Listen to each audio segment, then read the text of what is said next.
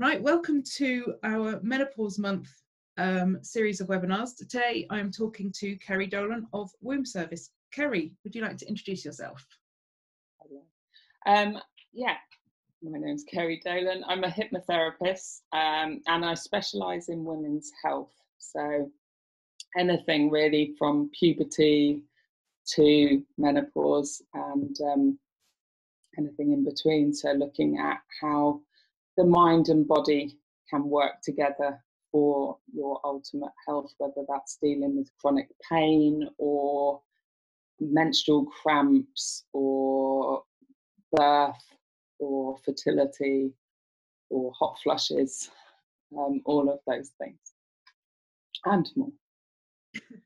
and more. So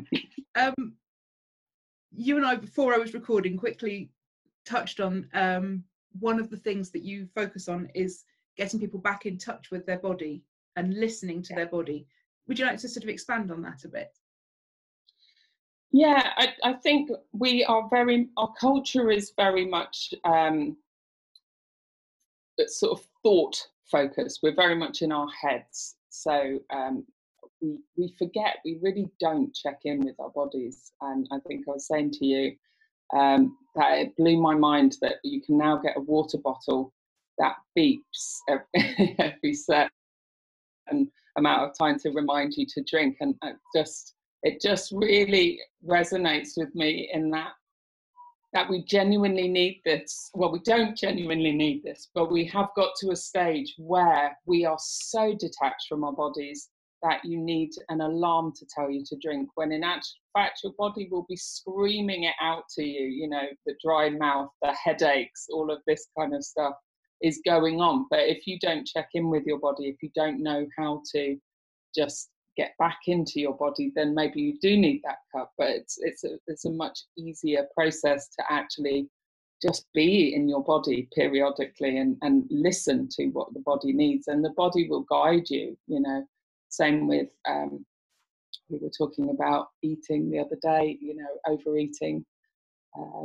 Your body will tell you when you've had enough if you're listening. Your body will tell you when you're thirsty, and if you've got a headache, it's probably not a sign of a Nurofen deficiency. You know, we spend our time shutting our bodies up, really, but the symptoms that we experience are very often the body trying to tell us what it needs. But instead of giving it what it needs, we go, shh, have a Nurofen, you know, be quiet and carry on doing what we're doing, or, you know, the stressful lifestyle or the bad food or whatever it might be. So yeah, just hypnotherapy is a really good tool to a space, if you like, where you can kind of go, oh, hello, body. Right, now I get it. Okay, yeah. And it's true. It's something that I've covered from various different angles in several of the webinars I've recorded, that actually the perimenopause can be such a great opportunity for us to reconnect with our body. We get thrown all these different symptoms from every angle and we think, Christ, what's going on? And actually it can be a really good moment to go, okay, time to change things.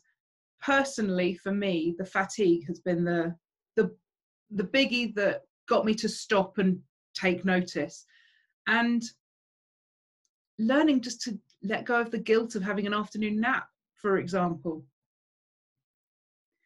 But you must see people presenting with a whole gamut of different symptoms. How do you help people unravel these sorts of things? Yeah, it's a really good, I mean, I always start with a session where I kind of get people to list what it is, and again looking at towards, so what is it you want to get, and we set a series of goals. How do you want to feel? What do you want out of this? But the first thing that I start with is looking at managing their energy, their stress levels, because stress takes an awful lot of energy.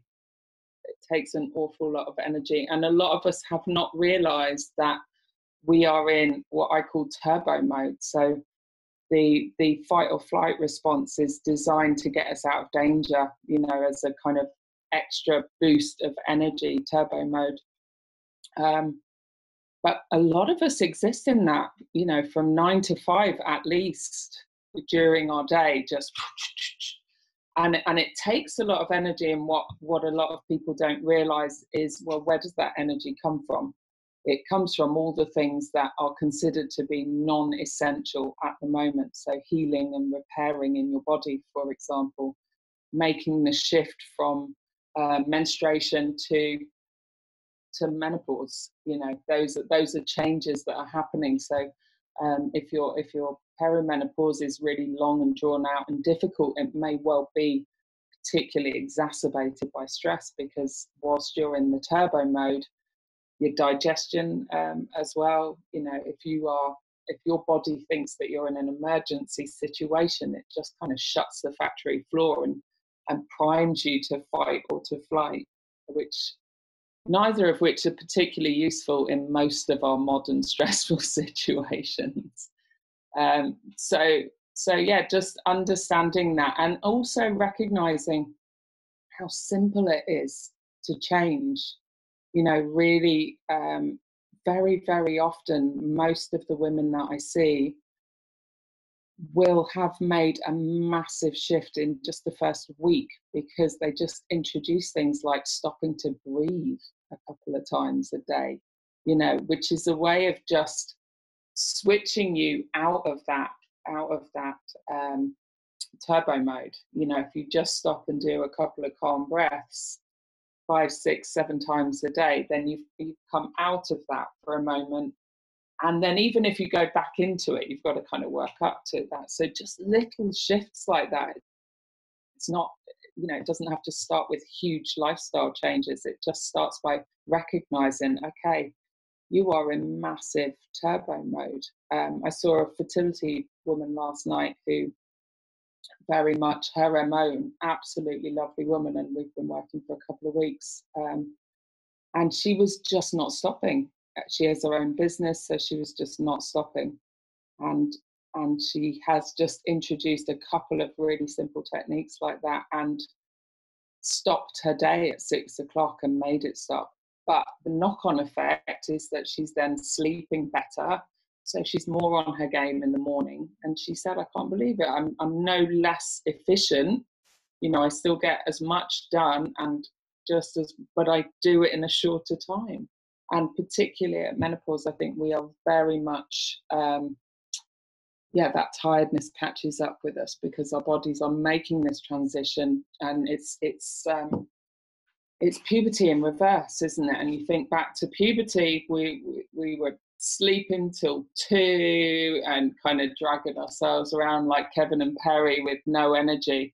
It's the same thing in reverse, but there's no one running around after us like our parents were at that time.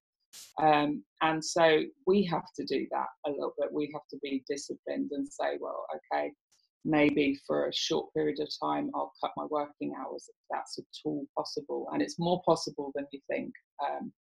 Or, you know, I'll make life easy for myself at home. You know, I'll get a cleaner, or I'll just go to bed an hour earlier, or I'll have a nap in the afternoon. Whatever you can do. You know, I think I see a lot of women who are going on to HRT because they're so tired, but they're not changing their lifestyle. And I think there is a place for HRT, and I don't knock it, and I know it is a huge support to many, many women. But make the lifestyle changes first. You know, listen to what your body's needing. If your body is tired, there's a reason for that. Give it some sleep, give it some rest.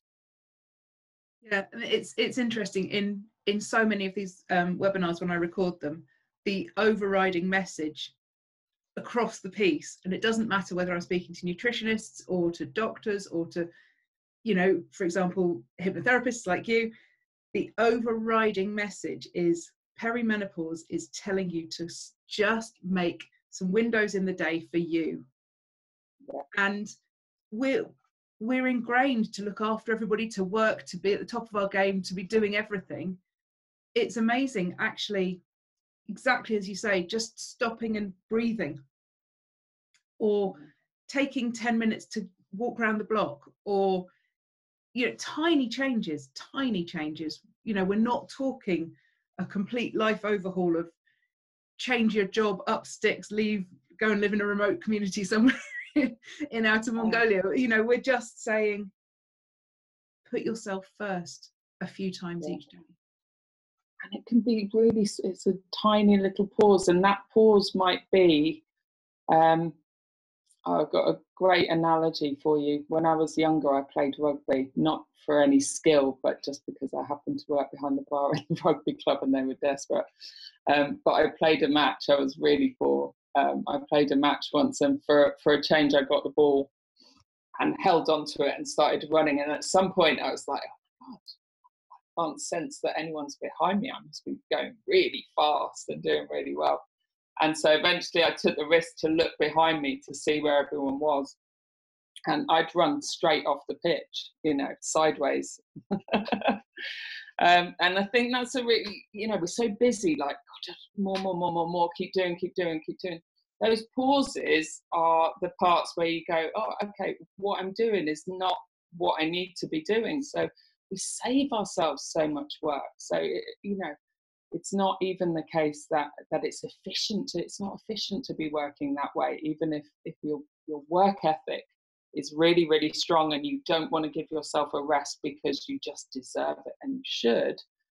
It's going to be more efficient. You're going to work better. You know, everything will be better if you just take a few pauses to check in with yourself. You know, do I need a drink? Do I need some nutrition? You know, am I heading in the right direction? Have I run off the pitch completely? Yes, and I suppose, so, yeah. Going back to what you said at the start, if to start doing that, you need one of those water bottles that beeps to start giving you that reminder. If you need to set up an alarm on your phone to give you the reminder, you know, I know a Fitbit tends to buzz if you haven't walked 250 steps an hour or something like that. And actually, these are times that we can harness the technology to start getting into the habits of putting ourselves first.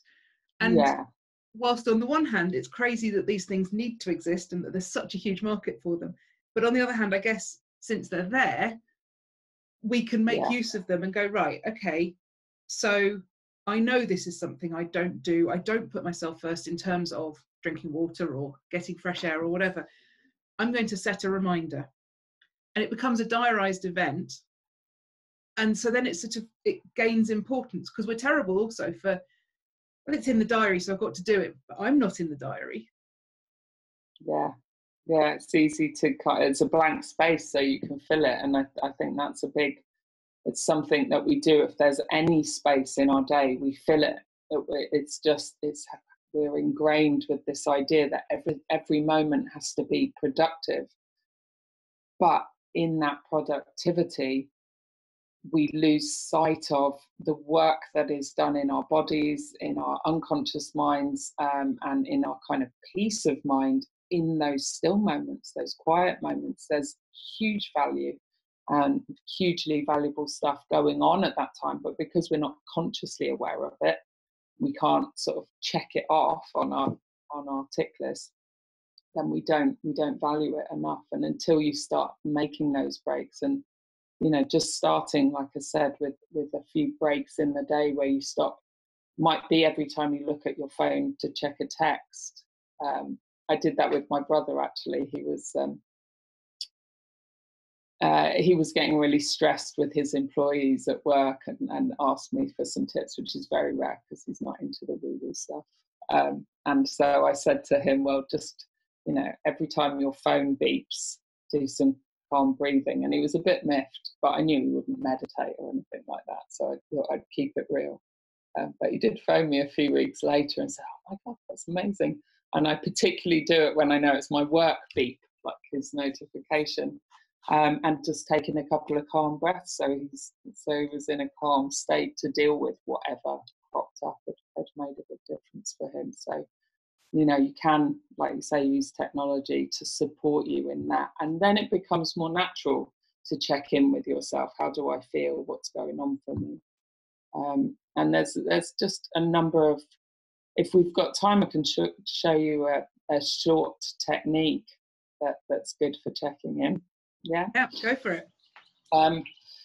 So one of the, our emotions are really there as a guidance system for us. And I think quite often, that's another thing that we bat away. We have these emotions, and we either get frustrated with ourselves for being human and having them, or we berate ourselves, but they're generally there as a guidance system.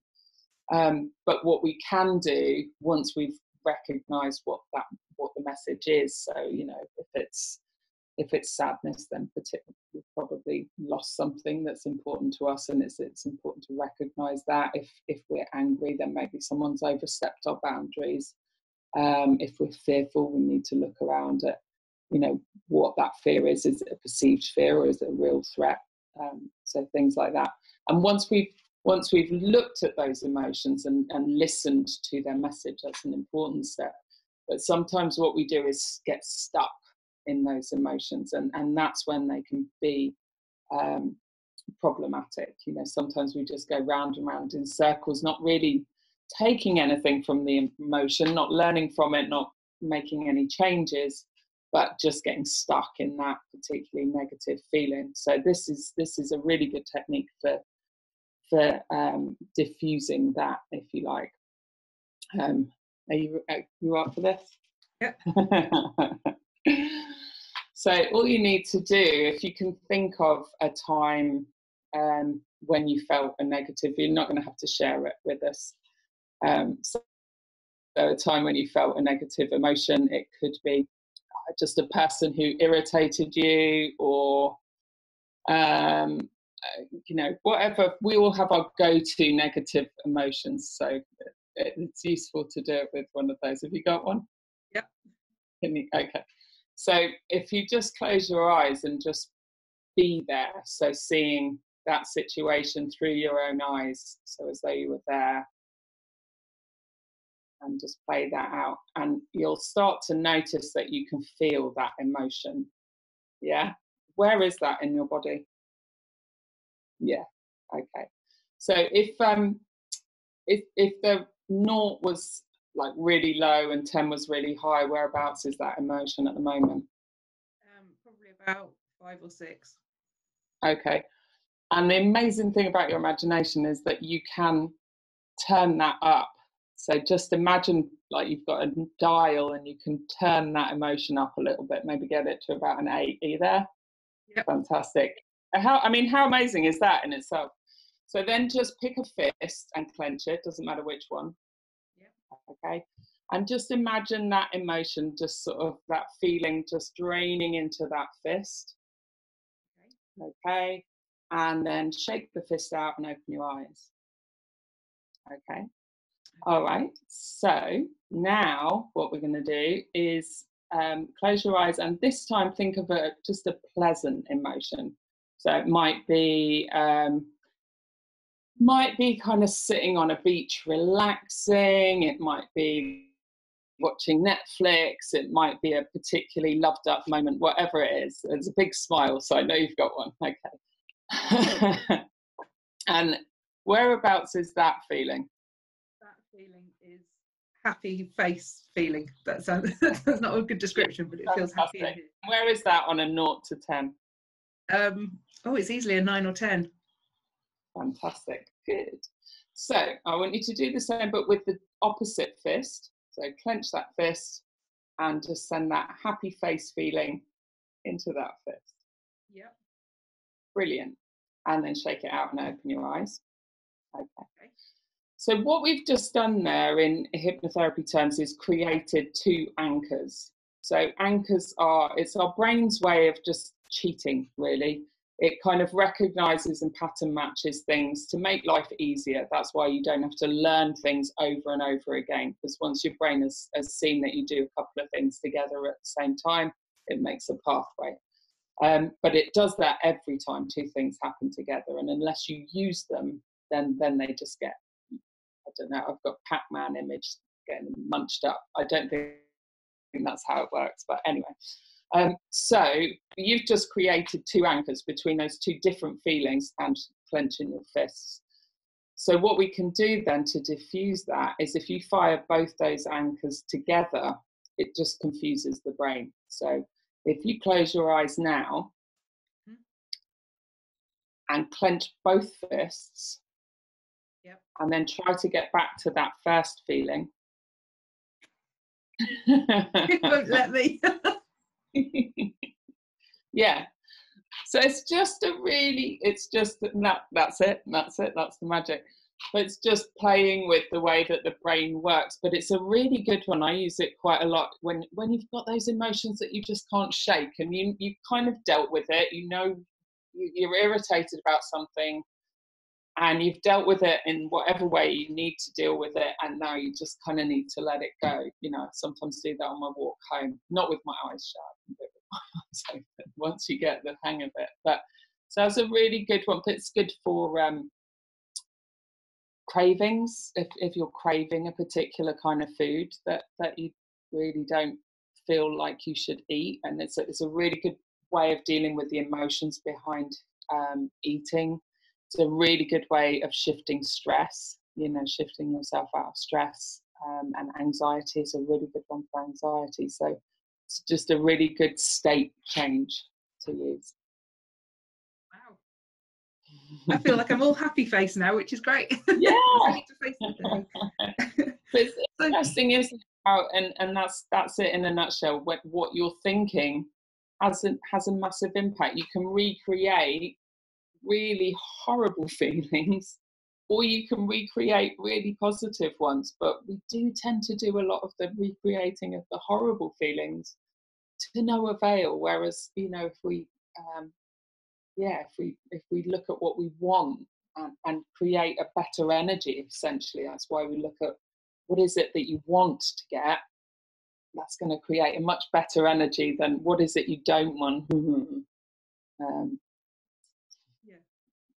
Awesome. Thank you so much, Kerry.